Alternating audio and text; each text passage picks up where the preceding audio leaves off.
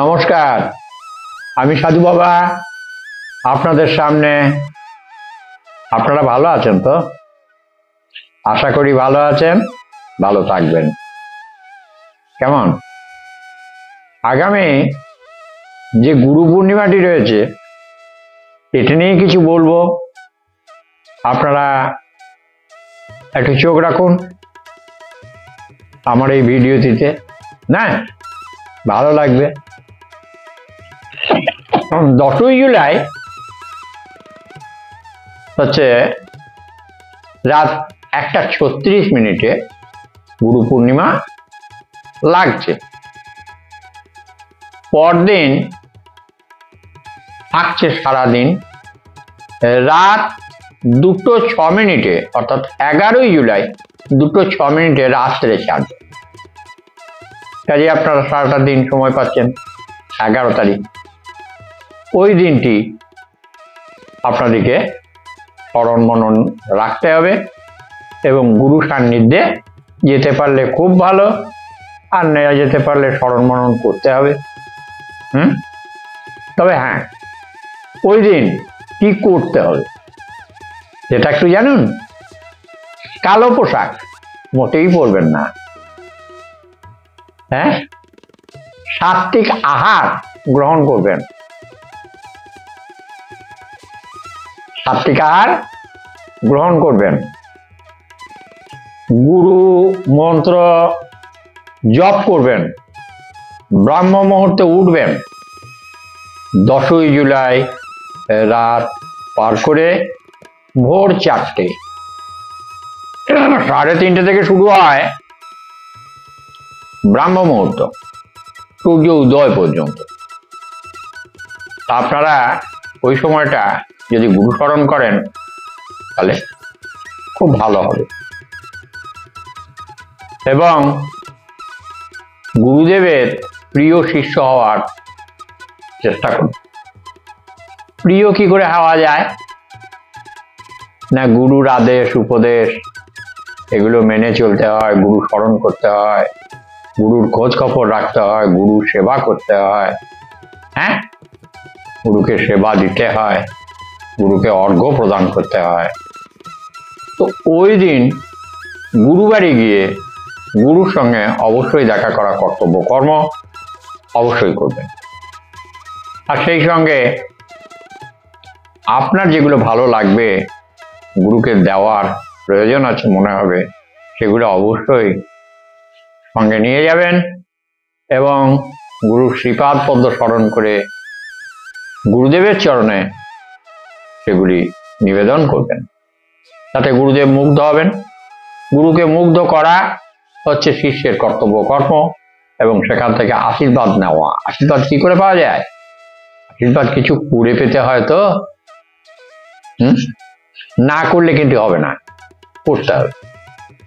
তা এমন কিছু করুন যাতে গুরুদেব আপনাকে মনে রাখতে পারে, গুরুদেবের যেন আপনাকে বারবার স্মরণ হয়।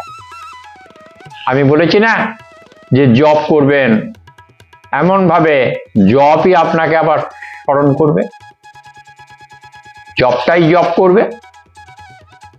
আপনি এমন ধ্যান করুন যে ধ্যানটা আপনার ধ্যান করবে।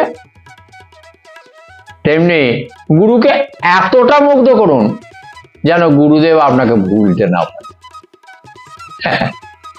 তবেই হবে গুরুর দীক্ষা নেওয়ার সার্থকতা, আর পরবর্তীকালে গুরুও হয়ে যাবেন।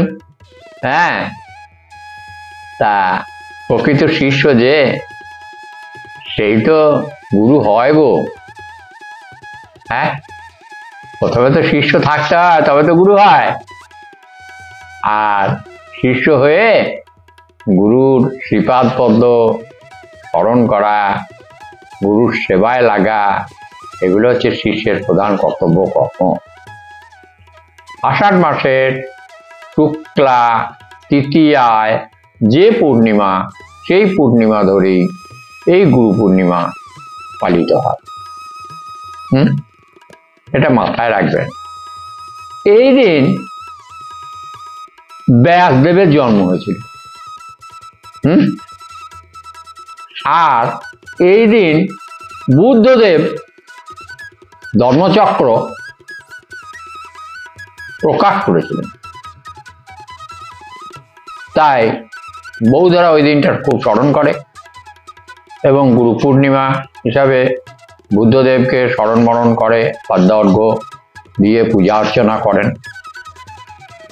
আর আমাদের পশ্চিম বাংলায় এই শিষ্যরা গুরুবাড়ি যায়, গুরুদেবের সেবায় লাগে, গুরুদেবকে পাদ্যং অর্ঘ্যং নিবেদন করেন। হ্যাঁ, আপনারাও তাই করবেন। কালো পোশাক পরবেন না, সাত্বিক আহার করবেন। আর সব থেকে বড় জিনিস, ওই দিন থেকে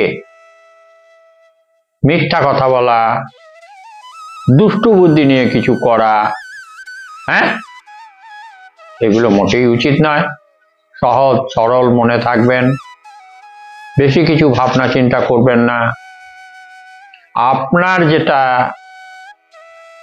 ধ্যান ধারণা, তাতে গুরুই শ্রেষ্ঠ, এই যে ভাব, আপনার ইচ্ছা মানে আপনার গুরুর ইচ্ছা, এইটা আপনি ভাবতে থাকবেন। আর আমিত্বের অহংটা যেন কমিয়ে আনবেন। শুরু করুন, ভালো থাকবেন। হ্যাঁ, আর এই নিয়ে আমি একটা ছোট্ট গল্প আপনাদের শোনাচ্ছি। এই গুরু পূর্ণিমায় কোনো গুরুদেবের প্রধান শিষ্য, তিনি কিভাবে বড় হয়েছিলেন এবং পরবর্তীকালে তিনিও গুরুদেব হয়েছিলেন, সেই গল্পটা আমি একটু পরে বলছি।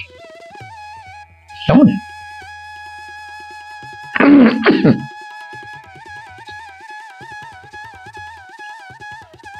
হিমালয়ের পাদদেশে একটা ছোট্ট আশ্রম। সেই আশ্রমে এক সাধু ঋষি থাকতেন। তো তার খুব বেশি শিষ্য ছিল না, 2-5-7 জনের মতো শিষ্য ছিল। তো তিনি এই শিষ্যদের ডেকে একদিন বললেন যে, ওরে, এই দিন গুরু পূর্ণিমা, তো এই দিন গুরু স্মরণ করতে হয়, আর তোদের যেরকম ক্ষমতা, যে যেটা ভালো মনে করবি গুরুকে দেওয়ার, সেরকম কিছু দিবি। হ্যাঁ, এগুলো বাবা করতে হয়। গুরু তো একটা সত্তা, আর আমি সেই সত্তাটা বহন করে চলেছি, তাই আমি তোদের গুরু। এটা নিজে মুখে দিবি এই কথাটা বলতে নাই, তবুও আমি তোদেরকে এই করতে হয় বলে আমি এই কথাটা বললাম, শিক্ষা। হ্যাঁ, যথারীতি সেই দিনটি, গুরু পূর্ণিমার দিনটি এসে গেল। শিষ্যরা কেউ দুধ, কেউ ফলমূল, কেউ কাপড় জামা, বস্ত্র, পোশাক আশাক, গুরুদেবের যা যা লাগে, কেউ খড়ম, কেউ ছাতা, হ্যাঁ, এই সমস্ত নিয়ে সব শিষ্য হাজির হয়েছে। একটি শিষ্য, তার নাম অরুণ, সে কিন্তু কিছুই নিয়ে এসে হাজির হয়নি। তো এক এক করে সবাই দিচ্ছে, আর অরুণ তাকিয়ে তাকিয়ে দেখছে আর চুপ করে বসে আছে। সবারই যখন দেওয়া শেষ হয়ে গেল, তখন গুরুদেব অরুণের মুখের দিকে তাকিয়ে বললে, কিরে, তুই কি কিছু আনিস নাই? তো বলল গুরুদেব, না, আমি ওই সব কিছু আনি না। বলল, তুই তো কিছু দিবি? বলে, হ্যাঁ বাবা, নিশ্চয়ই দেবো, আপনার চরণে কিছু তো দিতেই হবে। তো বললো, তুই কি দিবি? তো বললো, বাবা বসুন, আমি আপনাকে একটা প্রণাম করি, আর আমার যে আমিত্ব, এই আমিটাকে আমি আপনার চরণে নিবেদন করছি। আজ থেকে যেন আমার আমিত্বটা যেন না থাকে, এইটা আপনি আশীর্বাদ করুন আর এটা আপনি গ্রহণ করুন। এই বলে গুরুদেবের চরণে সাষ্টাঙ্গে প্রণাম করল। গুরুদেব চুপ, স্তম্ভিত। বলল, তুই তো এত বড় আমিত্বটা, অহংটা আমাকে দিয়ে দিলি? বাহ, এর থেকে শ্রেষ্ঠ উপহার আর শ্রেষ্ঠ অর্ঘ আর কিছু নেই রে। প্রকৃত শিষ্য যে, সে তো এইরকমই হয়। গুরুর চরণে তার আমিত্বের যে অহং, সে নিজেকে সঁপে দিল। সেদিন থেকে সে গুরু আশ্রমে রয়ে গেল আর গুরুদেবের শ্রেষ্ঠ শিষ্য হিসাবে পরিচিত হলো। পরবর্তীকালে গুরুর জায়গাটা দখল করে গুরু পরলোক গমন করলেন, দেহ ছেড়ে দিলেন, আর শিষ্য সেই জায়গায় গুরুর ভূমিকায় রয়ে গেল। নমস্কার, আমি এখানেই শেষ করলাম।